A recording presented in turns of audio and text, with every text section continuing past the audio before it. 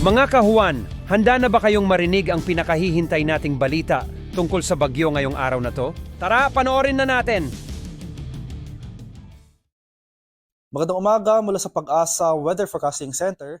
Ito na ang ating update sa magiging tayo ng panahon sa susunod na 24 oras.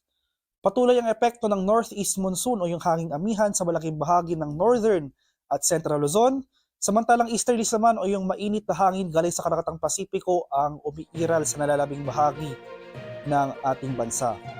Makikita natin dito sa ating latest satellite images itong mga makakapal na kaulapan na kasalukuyang nakakaapekto sa Mindanao.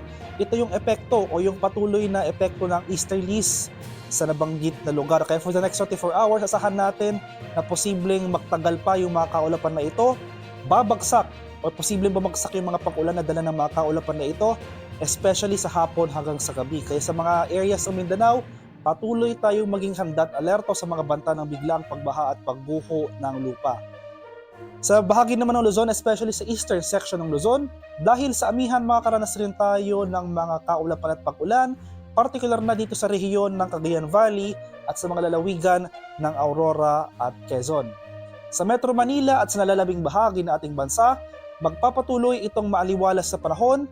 May tsansa pa rin ng mga isolated light rains o yung mga dagliang pag-ambon dito sa Kamaynilaan at sa nalalabing bahagi ng Northern at Central Luzon, pati na rin sa nalalabing bahagi ng Calabarzon.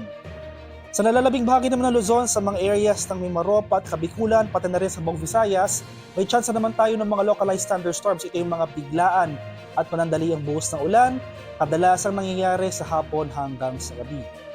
Sa kasalukuyan, wala rin tayong binabantay ang low pressure area o sama ng panahon na posibleng makaapekto sa ating bansa sa mga susunod na araw.